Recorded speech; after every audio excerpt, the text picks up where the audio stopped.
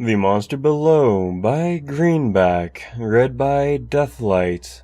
Chapter 10, The Summer Festival. I had endured many setbacks in seeking to make my own dreams come true, but that didn't make the latest any easier to bear.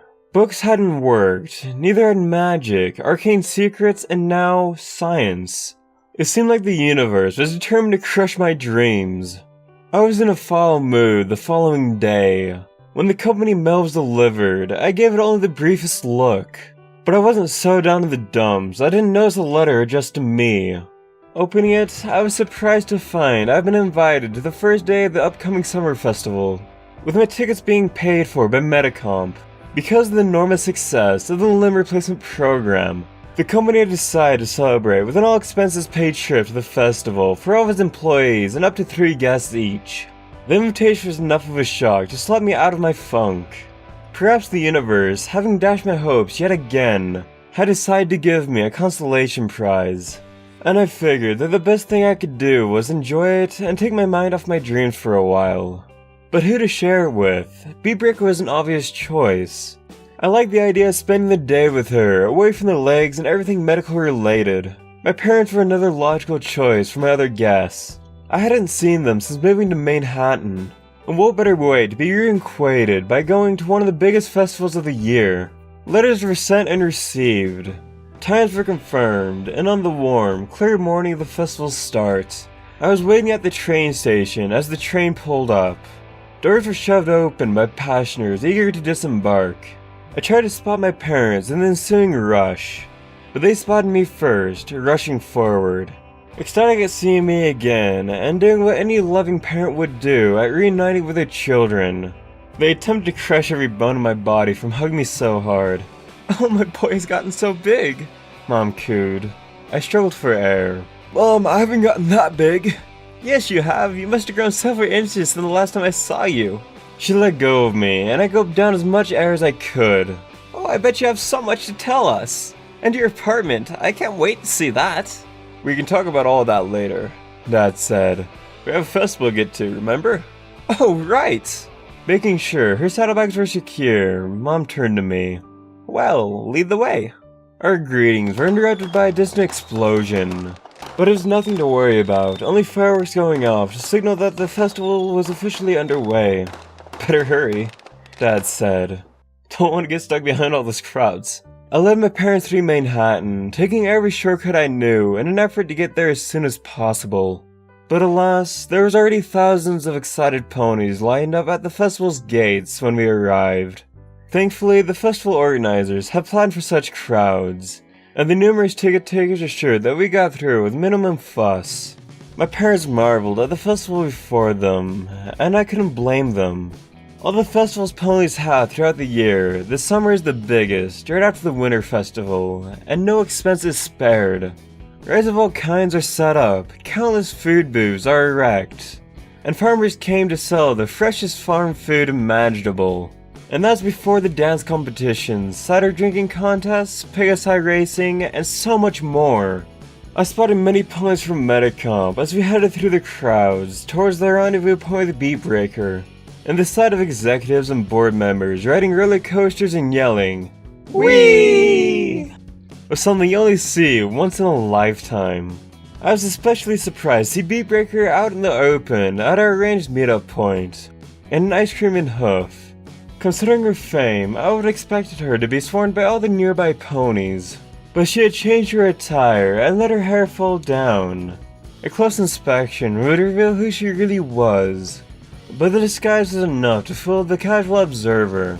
Taking a lick, she spotted me and trotted over. "Silverspeak, glad you made it." She looked at my parents. "Ah, and are these your parents?" "Indeed we are." Mom came forward and eagerly shook Beatbreaker's hoof. "So delighted to meet you, Miss Beatbreaker. We've heard so much about you. Sadalanka wouldn't stop talking about those legs you've made." "Sadalanka?" "My hometown." Beatbreaker blushed. "Well, fame is nice and all, but I'm just happy to get a day as a normal zebra." She finished off her ice cream. "Speaking of which, we better get going if we want to catch a ride without waiting 2 hours in line. How about we start with the Sonic Boom? I've heard it's one of the most popular rides." "Of course it is." Dad said. Who doesn't like going fast? Come on, I'll take the lead. Dad did so, and we all trotted off after him. I had worried that I would not be able to relax and enjoy myself at the festival. But with so much to do, it was easy to forget about my woes as I spun about the Sonic Rain Boom, or many of the other rides, whooping and hollering with Beat Breaker and especially my parents, who had more of a stomach for the fast rides than myself. Before I was born, my parents were daredevils of a sort, getting incredible thrills from roller coasters, bungee jumping, and skydiving, along with other things. And while they had slowed down after I was born, they had recently taken to going back to their old hobbies, and they were outpacing Beat Breaker and myself, going from ride to ride with abandon. Lunch came and went, and after filling our bellies with the finest peanut butter and jelly sandwiches we could find, we headed back out. Beat Breaker and I wanted to look at the booths, while Mom and Dad wanted more rides. We all agreed to take 2 hours at our own pace, and then meet up. Thus, my parents went off to find the next ride that would get their blood pumping. Beat Breaker and I went around the booths.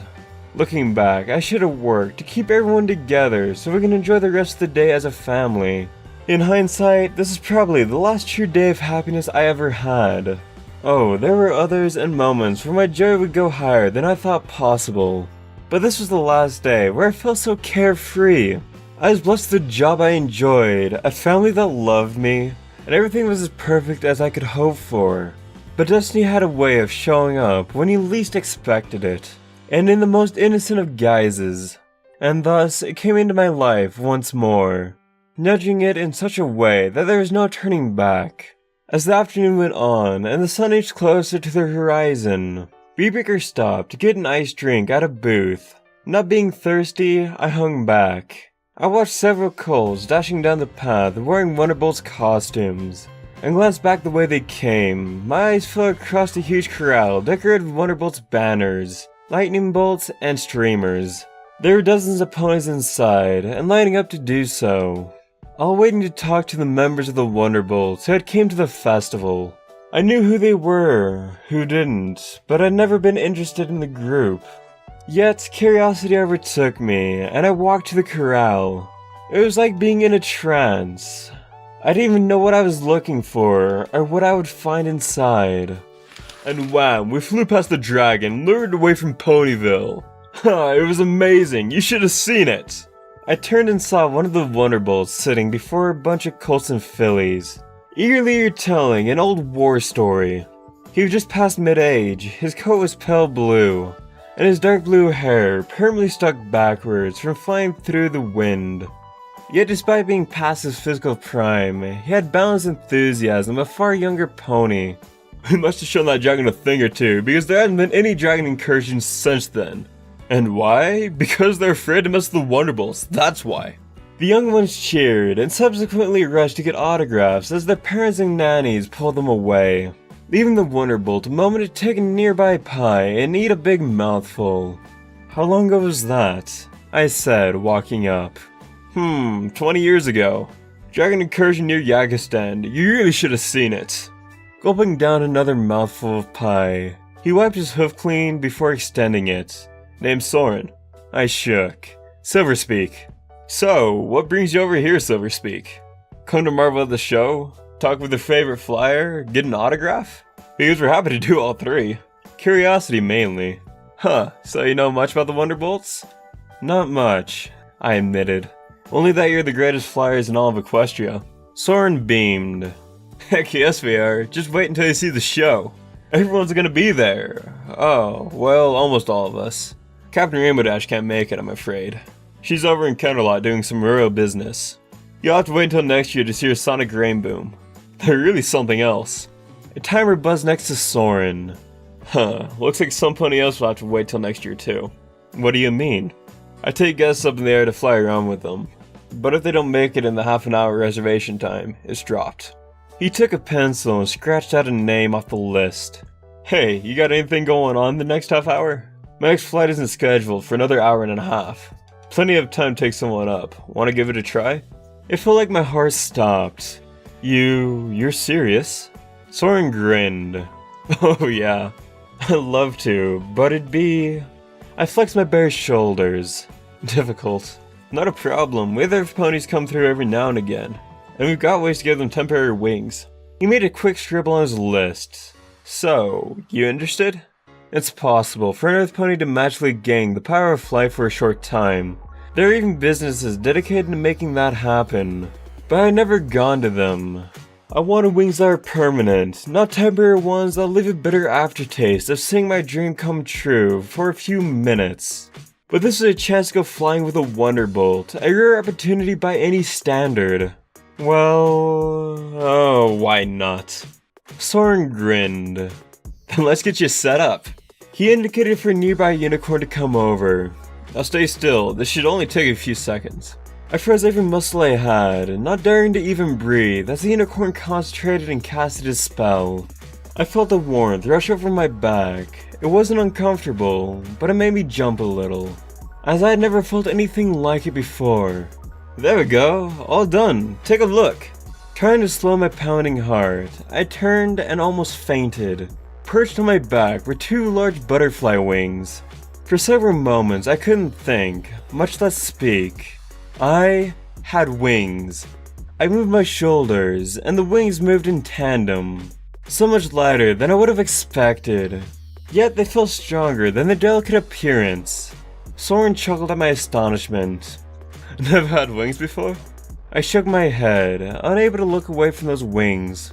Ready to try them out? Oh, yes, I said. Stretching his own wings, Soren jumped into the air, hovering a foot above the ground. Okay then, now flap your wings slowly and steadily. Don't go too fast or you shoot off into the sky. Simple instructions, but my heart was pounding a mile a minute as I focused on moving my wings. Unsure if it was a mental thing or if I had to move my muscles. As it turned out, it was both. The wings beat as I concentrated, willing myself to rise, hoping it wouldn't take off as Soren had warned. Moves rose off the grass as I rose a foot off the ground, and then 2, and finally 3. I couldn't help myself, I all but cried out in delight. I was flying. Nice, alright, let's try going a bit higher. A few flaps of his wings, and Soren headed 15 feet off the ground. Focusing, I beat my wings a little harder, and I rose up to meet him. You're pretty good at this. Soren indicated the far side of the field. Now let's fly over there, in a straight line. And don't worry, I'll catch you if you stumble. Breathing deep, I set off, going slowly as I did what Soren instructed. It was surprisingly easy, as we were soon flying at a leisurely pace. As if out for a carefree Sunday flight, we reached the other side without any problems. And Soren then flew higher, stopping a few yards above me. Come on up! I did so, perhaps with a little too much confidence, as I went fast and overtook Soren. I panicked for a moment, flailing, unsure how to slow down. But Soren was right next to me in an instant and grabbed hold. Careful there, you gotta learn how to hover before you can soar. Embarrassed, I nodded, and was much more careful as we did several more laps around the field. When Soren was satisfied I got the hang of it, he flew beside me.